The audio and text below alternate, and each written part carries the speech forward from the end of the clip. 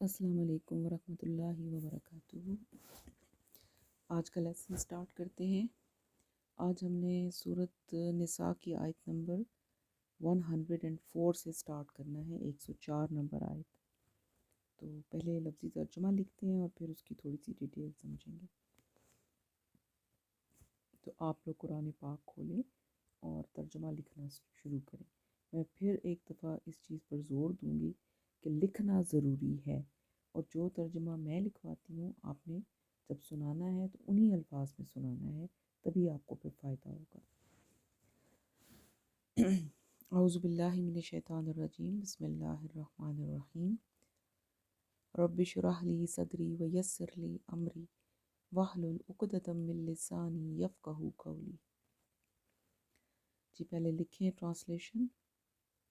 آیت نمبر 104، وا اور لا نہیں،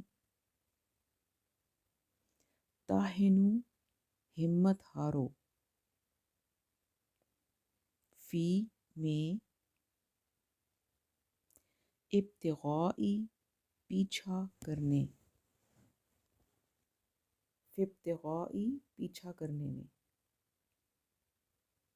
القومی قوم کا، کون سی قوم کا؟ بریکٹ میں لکھیں کفار، یعنی کفار کافر قوم کا پیچھا کرنے میں ہمت نہ ہارو۔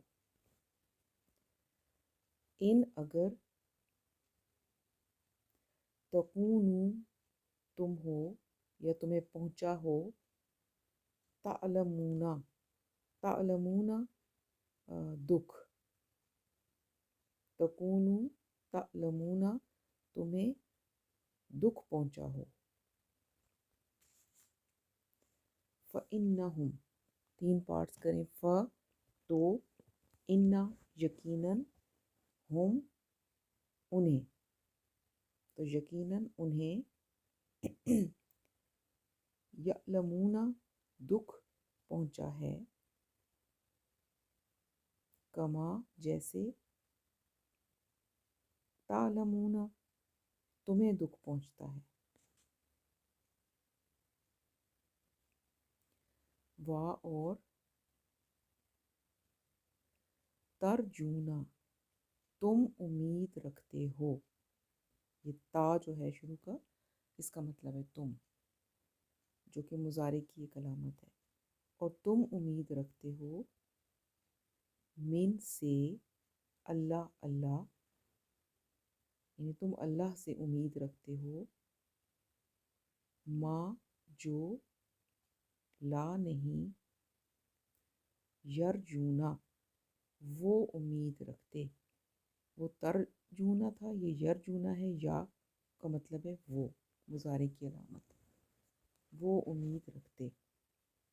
وا اور کانا ہے، اللہ اللہ، علیماً جاننے والا، حکیمہ حکمت والا۔ انا یقیناً ہم، یہاں پر نون پہ شد ہے، اس کا مطلب ہے کہ دو نون ہیں، ایک نون انا ہے اور دوسرا نون الف کے ساتھ مل کر نون زبر الف نا بن گیا، تو انا کا مطلب یقیناً اور نا کا مطلب ہم۔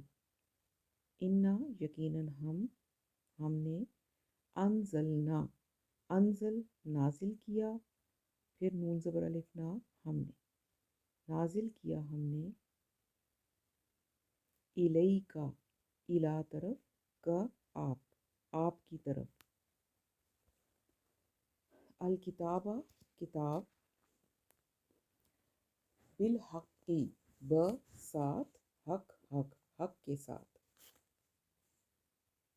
ہم نے یہ کتاب، اللہ تعالیٰ فرما رہے ہیں، آپ پر حق کے ساتھ نازل کی، لتحکم، لام تاکہ، تحکم تا تم، یعنی آپ صلی اللہ علیہ وسلم، تاکہ آپ، اور تحکم آپ فیصلہ کریں، تاکہ آپ صلی اللہ علیہ وسلم فیصلہ کریں، بینہ درمیان، الناسی لوگوں کے،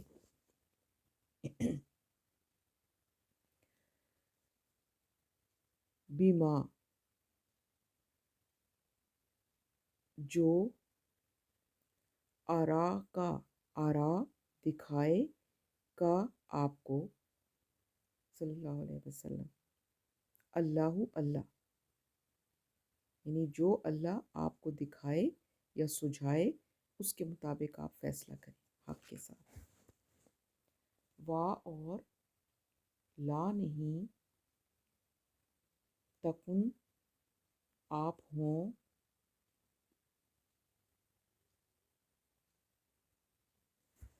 للخائنین لام زیر لی کے لیے خائنین خیانت کرنے والے خیانت کرنے والوں کے لیے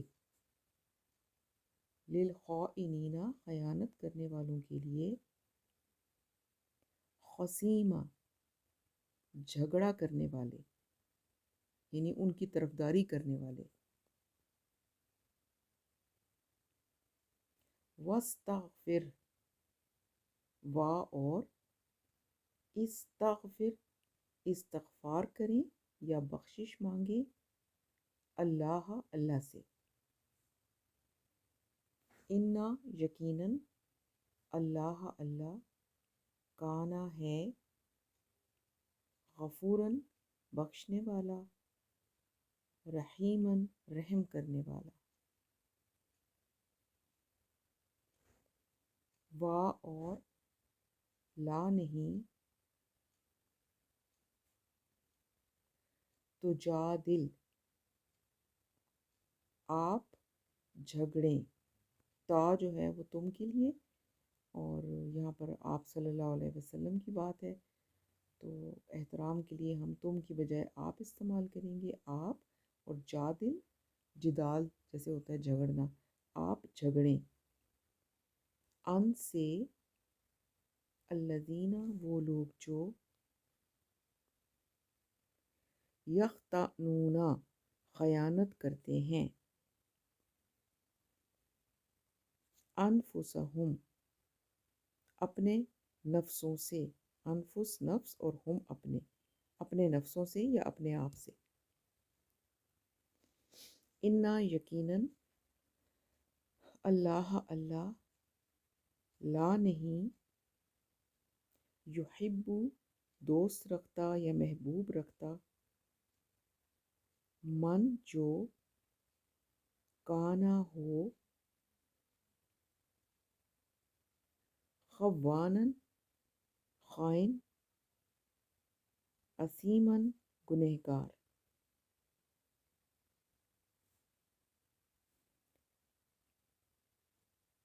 یستخفون یا وہ یستخفون وہ چھپتے ہیں تو بریکٹ میں لکھ لیں چھپنے سے یہاں مراد ہے شرمانا وہ چھپتے ہیں یا وہ شرماتے ہیں من سے الناسی لوگ. وا اور لا نہیں یستخفون وہ چھپتے یا وہ شرماتے من سے اللہ اللہ یعنی بتایا جا رہا ہے کہ وہ لوگوں سے شرماتے ہیں اور اللہ سے نہیں شرماتے. وا اور ہوا وہ معہم مع ساتھ ہے ہم ان کے ساتھ ہے یعنی وہ اللہ ان کے ساتھ ہے کب از جب یبیتون وہ راتوں کو مشورے کرتے ہیں. اس لفظ کا یہ پورا مفہوم یہ آئے گا کہ وہ راتوں کو مشورے کرتے ہیں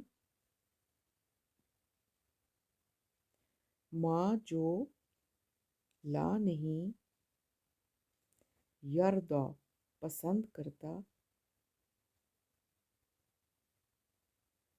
من سے، القولی بات، ما لا یردا من القول یعنی مطلب کیا بنا کہ جو بات اللہ کو پسند نہیں ہے، یہ راتوں کو چھپ کے مشورے کرنے والی بات۔ وا اور کانا ہے، اللہ اللہ، بما اس پر جو، یعملون وہ عمل کرتے ہیں، یا وہ عمل کرتے ہیں، محیطاً احاطہ کیے ہوئے، یعنی جو وہ عمل کر رہے ہیں اس کا اللہ نے احاطہ کیا ہوا ہے۔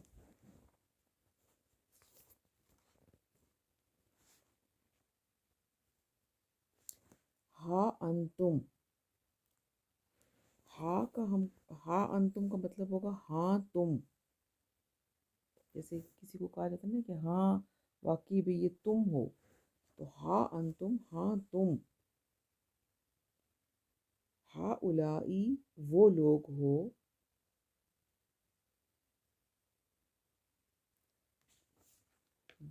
جدل تم جھگڑا کیا تم نے، جدل جھگڑا کیا تم نے، یعنی تم وہ لوگ ہو کہ تم نے جھگڑا کیا، ان سے، ان سے، فی میں، الحیات الدنیا دنیا کی زندگی،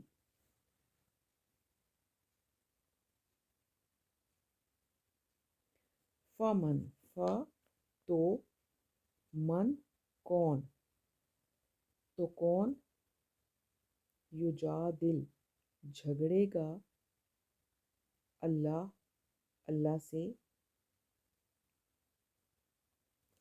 ان سے، ان کی طرف سے، یوم القیامتی قیامت کے دن،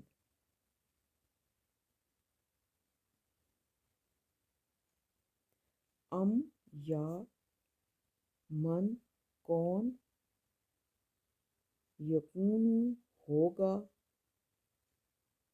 علیہم ان پر، علی پر، ان پر، وکیلاً وکیل،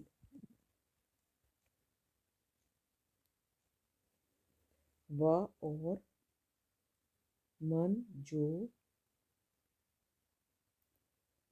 یعمل کام کرے یا عمل کرے، سوءاً برائی کا، او یا یظلم ظلم کرے،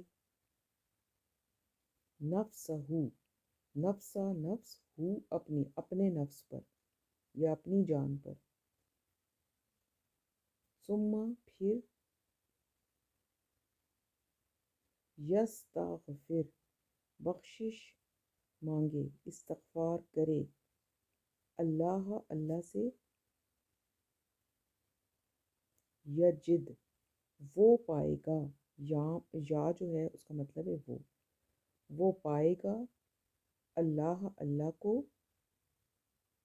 غفوراً بخشنے والا، رحیماً رحم کرنے والا یا مہربان۔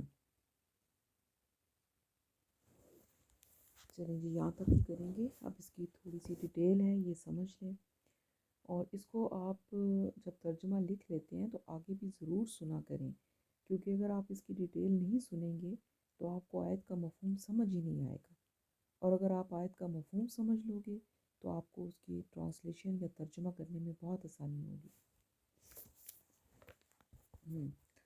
کیا ہے جی، وَلَا تَهِنُوا فِي ابْتِغَاءِ الْقَوْمِ، اللہ تعالیٰ کیا فرما رہے ہیں کہ ہمت نہ ہارو یا کمزوری نہ دکھاؤ دشمن گروہ کا پیچھا کرنے میں، کیونکہ حق اور باطل کی جنگیں چل رہی تھیں مدینہ میں، ایک کے بعد ایک مارکا ہوتا تھا، آپ نے جیسے پڑھا بھی ہے پیچھے، اور ابھی کئی دفعہ تو ایسا ہوتا تھا کہ ایک جنگ سے مسلمان فارغ بھی نہیں ہوئے ہوتے تھے کہ دوسرے مرحلے پہ پھر کوئی نہ کوئی محاذ کھل جاتا تھا۔ تو اب یہ مراحل جو تھے یہ جنگوں کے، یہ اب اپنے آخری مرحلوں میں داخل ہو چکے تھے.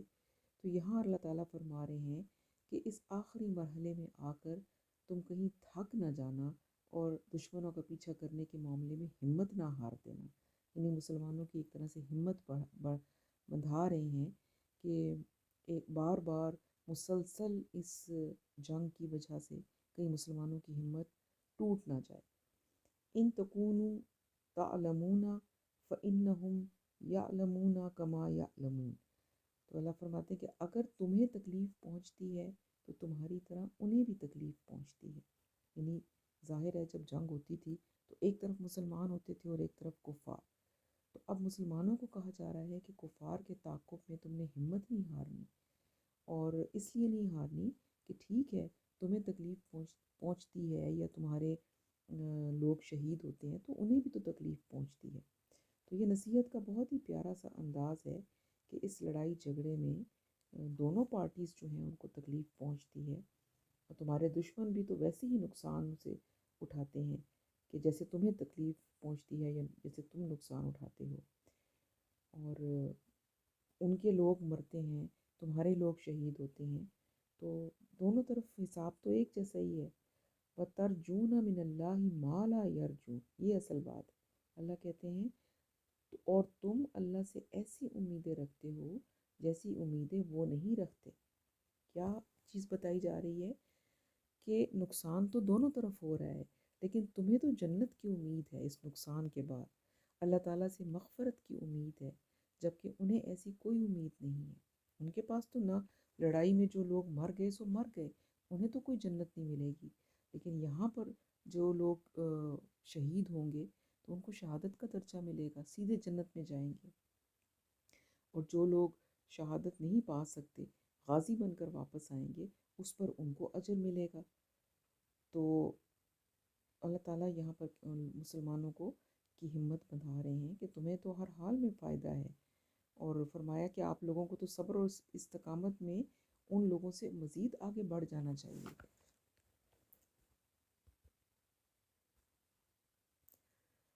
اور یہ کہ تم، اللہ فرماتے ہیں کہ تمہارے دشمنوں کے تو من گھڑت خدا ہیں، ان کے تو اصل خدا تو نہیں ہے، وہ تو انہوں نے تو اپنے خدا بنائے ہوئے ہیں، اور ان من گھڑت خداؤں کے لیے، دیوی دیوتاؤں کے لیے وہ قربانیاں دے رہے ہیں اور وہ لڑ رہے ہیں اور اپنی جانیں دے رہے ہیں. تو تم تو مسلمان ہو، تم تو اللہ کی خاطر لڑ رہے ہو کہ جہاں قربانی دینے کا کتنا ثواب اور اجر ہے. وَقَانَ اللَّهُ عَلِيمًا حَكِيمًا. اور یقیناً اللہ تعالیٰ علیم بھی ہے اور حکیم بھی.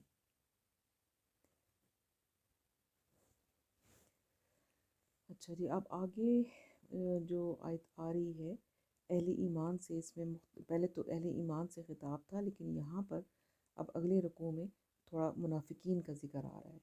فرمایا اِنَّا أَنزَلْنَا إِلَيْكَ الْكِتَابَ بِالْحَقِّ لِتَحْكُمَ بَيْنَ النَّاسِ بِمَا أَرَاكَ اللَّهُ. کہ اے نبی صلی اللہ علیہ وسلم، یقیناً ہم نے آپ پر کتاب نازل کی ہے حق کے ساتھ، تاکہ آپ لوگوں کے درمیان فیصلہ کریں اس کے مطابق جو اللہ نے آپ کو دکھایا ہے. یعنی حکمت اور بصیرت کے ساتھ آپ اس کتاب کے احکامات کو سامنے رکھتے ہوئے فیصلہ فرمائیں لوگوں کے درمیان جو بھی مقدمات ہوں ان میں. وَلَا تَكُنْ لِلْخَائِنِينَ خَصِيمًا. اور آپ صلی اللہ علیہ وسلم خیانت کرنے والوں کی طرف سے جھگڑا کرنے والے نہ بنیں. یعنی آپ ان کی طرف سے وکالت نہ فرمائیں. ایک شخص جو کہنے کو تو مسلمان ہے لیکن وہ خائن ہے، تو آپ کو کہا جا رہا ہے کہ آپ اس کی طرف داری آپ نے نہیں کرنی. بے شک وہ مسلمان ہے لیکن خیانت، یعنی اسلام تو عدل پہ کھڑا ہے نا، اسلام تو دین ہی عدل کا ہے. تو عدل کرنا ہے تو چاہے وہ عدل میں مسلمان مارا جائے اور غیر مسلم جو ہے اس کو فائدہ ہو جائے، کیونکہ صحیح بات کا ساتھ دینا ہے. اور یہ جو آیات آ رہی ہیں ان کے پیچھے ایک واقعہ بھی ہے، یعنی ایک شان نزول ہے ان آیات کا، وہ میں آپ کو ہلکا سا بتا دیتی ہوں. کہ ایک منافق تھا، اس نے کسی مسلمان کے گھر میں چوری کی، اور چوری جب اس نے کی تو اس نے وہاں سے آٹے کا ایک تھیلا اور کچھ اسلحہ چرایا. اب آٹے کا جو تھیلا تھا اس میں سوراخ تھا، جب وہ اس کو نہیں پتا تھا، جب وہ وہاں سے اپنے گھر کی طرف چلا تو اس سوراخ میں سے آٹا تھوڑا تھوڑا گرتا چلا گیا۔ تو اس طرح سے اس کے راستے اور گھر کی نشاندہی ہوتی، اس کے جو راستہ تھا گھر کی طرف جانے والا، وہاں پر نشاندہی ہوتی چلی گئی کیونکہ آٹا گرتا گیا۔ مگر اس چیز کی اس کو خبر نہیں تھی کہ آٹے کی ایک لکیر جو ہے وہ بنتی چلی جا رہی ہے پیچھے، جو کہ اس کا راز فاش کر رہی ہے۔ جب وہ گھر پہنچا تو اسے خیال آیا کہ بھی ممکن ہے کہ مجھ پر کسی کو شک ہو جائے، چنانچہ اس نے کیا کیا کہ اسی وقت جا کر وہ جو بھی سامان چوری کر کے لایا تھا وہ ایک یہودی کے ہاں رکھوا آیا امانت کے طور پر۔ یعنی یہودی کو یہ تو نہیں بتایا کہ میں چوری کر کے لایا ہوں، بلکہ اس کو کہا کہ یہ میری امانت ہے، اس کو تم رکھ لو۔ تو اب آٹے کی بوری بھی تھی اور وہ پھٹی ہوئی تھی، تو وہ آٹے کا جو نشان تھا وہ یہودی کے گھر تک پہنچتے چلے گئے، آٹے کے نشان۔ اگلے روز جب تلاش شروع ہوئی تو وہ آٹے کی لکیر کے ذریعے سے لوگ جو تھے وہ کھوج لگاتے لگاتے اس کے مقام تک پہنچ گئے، لیکن پوچھ گچھ پر اس نے انکار کر دیا۔ اس نے کہا جی میں نے تو چرایا ہی نہیں ہے، آپ بے شک میرے گھر کی تلاشی لے لیں۔ اور جب انہوں نے تلاشی لی تو وہاں سے کچھ بھی نہیں ملا، کیونکہ وہاں پر کچھ تھا ہی نہیں۔ تو اب وہ تو ظاہر ہے ان کو اس کے گھر سے جب کچھ نکلا ہی نہیں تو وہ تو اس نے تو اپنے آپ کو بچا لیا۔ پھر جب لوگوں نے دیکھا کہ وہ آٹے کا جو نشان ہے وہ اس کے گھر سے پھر آگے کی طرف جا رہے ہیں، تو وہ پھر اس آٹے کے نشان کے پیچھے چلتے چلتے اس یہودی کے گھر تک پہنچ گئے، اور اس کے ہاں جب جا کر انہوں نے دیکھا تو وہاں سے وہ سامان نکل آیا، برآمد ہو گیا۔ یہودی نے حقیقت بیان کر دی کہ بھئی یہ سارا سامان جو ہے یہ میرے پاس تو رات کو فلاں شخص آیا تھا اور اس نے امانت کے طور پہ رکھوایا تھا۔ منافق کے قوم کے لوگوں نے کہا کہ بھئی یہ یہودی جو ہے یہ جھوٹ بول رہا ہے وہاں، اور یہ خود چور ہے اور الزام یہ ہم پر لگا رہا ہے۔ تو جب یہ معاملہ چلتا رہا، پھر جب اس میں کوئی فیصلہ نہ ہو سکا اور تو یہ جھگڑا جو تھا یہ حضور صلی اللہ علیہ وسلم کے سامنے لایا گیا۔ منافق کے قبیلے کے لوگوں نے قسمیں کھا کھا کر خوب وکالت کی کہ ہمارا یہ آدمی تو بہت نیک ہے اور اس پر خواہ مخواہ جھوٹا الزام لگایا جا رہا ہے، یہاں تک کہ حضور صلی اللہ علیہ وسلم کے دل بھی اس شخص کے بارے میں، مطلب ان کے دل میں بھی یہ بات آ گئی کہ یہ جو منافق ہے یہ سچا ہے، کیونکہ بظاہر شواہد بھی ایسے ہی تھے۔ تو اس پر یہ آیت نازل ہوئی اور آپ کو کہا گیا کہ آپ صلی اللہ علیہ وسلم خیانت کرنے والے کی حمایتی نہ بنیں، اس کی طرف سے وکالت نہ کریں اور اس کا سہارا نہ بنیں اور اس کی مدد بھی نہ کریں۔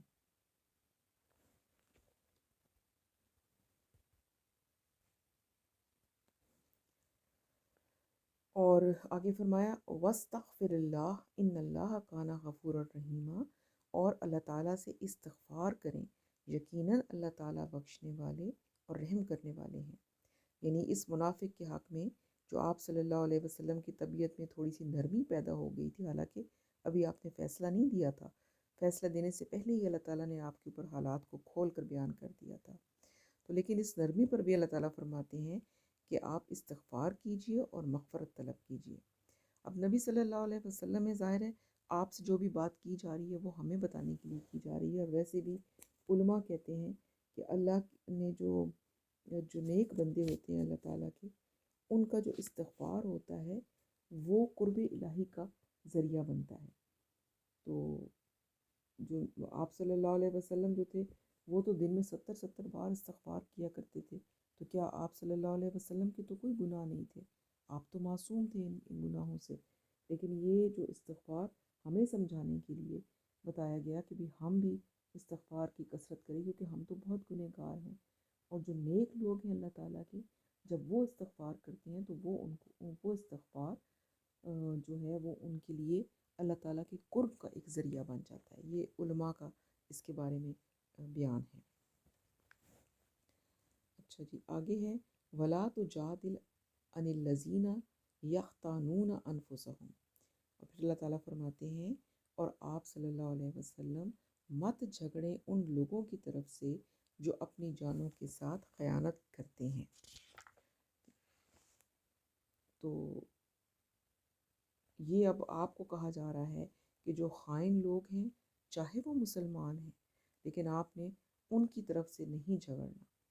تو یہاں سے ایک اور بات بھی پتہ چل رہی ہے، مسئلہ شفاعت پر بھی غور کیا جا سکتا ہے کہ جو لوگ گنہگار ہیں، کیا نبی صلی اللہ علیہ وسلم روز قیامت ان گنہگاروں کی سفارش کر دیں گے اللہ کے حضور کہ انہوں نے بے شک گناہ کیے ہیں اللہ پاک، لیکن یہ میری امت میں سے تھے اس لیے آپ ان کو معاف فرما دیں؟ تو یہ ایک پوائنٹ بھی سمجھنے والا ہے یہاں پہ۔ ان اللہ لا یحب من کان خوانا اثیما، یقیناً اللہ تعالیٰ کو بالکل پسند نہیں ہے خیانت میں بہت بڑے ہوئے لوگ اور گنہگار لوگ۔ یستخفون من الناس ولا یستخفون من اللہ، اب اللہ تعالیٰ کیا فرما رہے ہیں کہ یہ لوگوں سے، یعنی یہ جو لوگ ایسے کام کرتے ہیں یہ لوگوں سے تو چھپتے ہیں مگر اللہ سے نہیں چھپتے، لوگوں سے شرماتے ہیں پر اللہ سے نہیں شرما سکتے یا چھپ سکتے، یعنی یہ لوگ انسانوں سے اپنی حرکات کو چھپا سکتے ہیں مگر اللہ تعالیٰ سے نہیں چھپا سکتے۔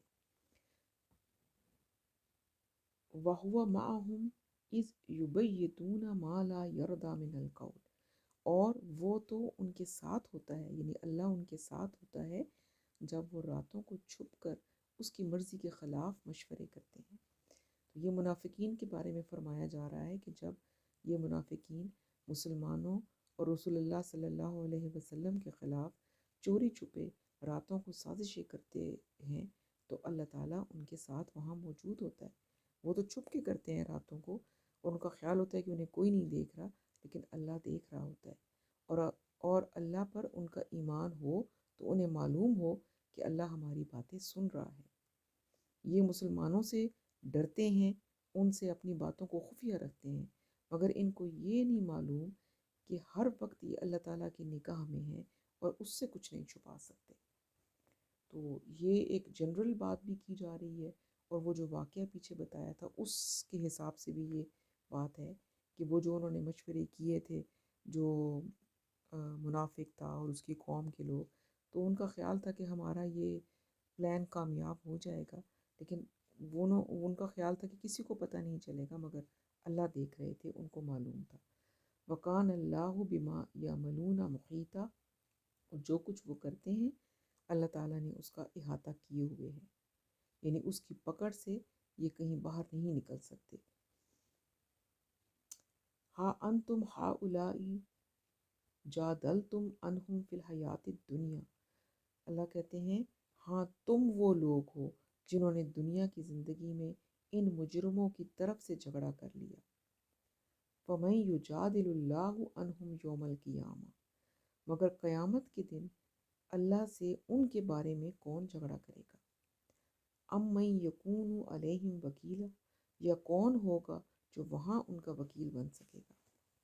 تو یہ جو خطاب ہے یہ بھی اس منافق چور کے جو قبیلے کے لوگ ہیں ان سے ہے کہ اے لوگوں، تم نے دنیا کی زندگی میں تو مجرموں کی طرف سے خوب وکالت کر لی، یہاں تک کہ اللہ کے رسول صلی اللہ علیہ وسلم کو بھی قائل کرنے کی کوشش کی، ان کو بھی، حالانکہ وہ تو جانتے تھے کہ یہ جھوٹ ہے، لیکن آپ صلی اللہ علیہ وسلم کے پاس وہ اس خائن منافق کے ساتھ مل کر آئے، اور وہ جو انہوں نے راتوں کو مشورے کیے وہ سارا پلان انہوں نے ایگزیکیوٹ کیا وہاں پر۔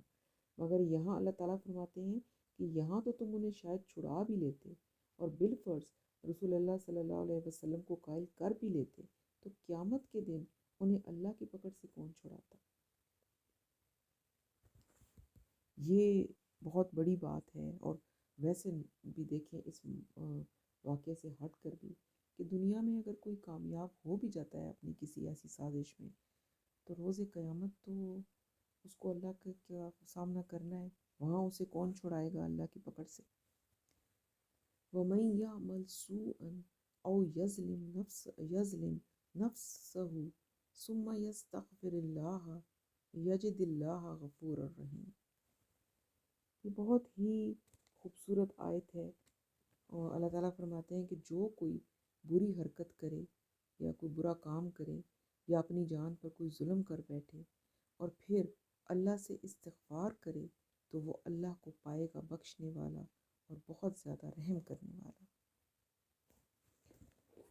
علماء کے نزدیک یہ آیت جو ہے یہ مسلمانوں کے جینے کا سہارا ہے، کیونکہ ہمارے پاس تو کوئی عمل نہیں ہے، بس اللہ کی رحمت اور اس کی بخشش کا سہارا ہے ہمارے پاس۔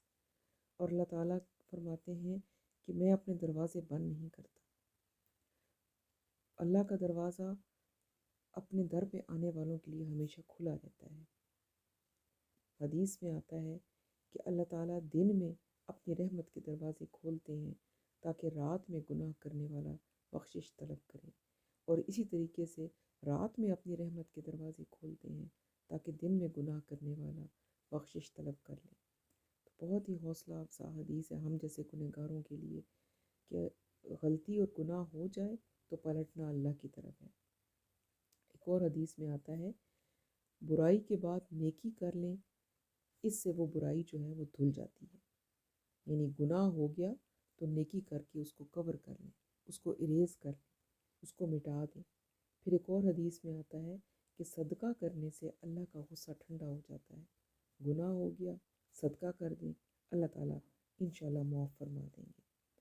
تو یہ بہت پیاری آیت ہے ہم سب کے لیے، اور اللہ تعالیٰ کی طرف سے یہ پیغام ہے کہ جب بھی آؤ گے ہمیں رحیم اور کریم پاؤ گے۔ تو اللہ تعالیٰ کا در کھلا ہے، بس ہم کوتاہی کر جاتے ہیں۔ اللہ تو یہی فرماتے ہیں کہ گناہ ہو جائے تو میری طرف پلٹ آؤ، میں تمہیں معاف کر دوں گا اور میں بخشنے والا ہوں۔ بس نیک نیتی کے ساتھ اللہ کی طرف پلٹیں۔ اللہ تعالیٰ ہم سب کو توفیق دے کہ ہم اول تو گناہوں سے بچیں، اور جب ہم سے غلطی ہو جائے انسان ہونے کے ناطے تو اللہ کی طرف پلٹنے کی بھی اللہ ہمیں توفیق دے، اور اپنے گناہوں کو ہم مٹا لیں اسی دنیا میں۔ سبحانک اللہم و بحمدک، نشہد ان لا الہ الا انت، نستغفرک و نتوب الیک۔ السلام علیکم ورحمۃ اللہ وبرکاتہ۔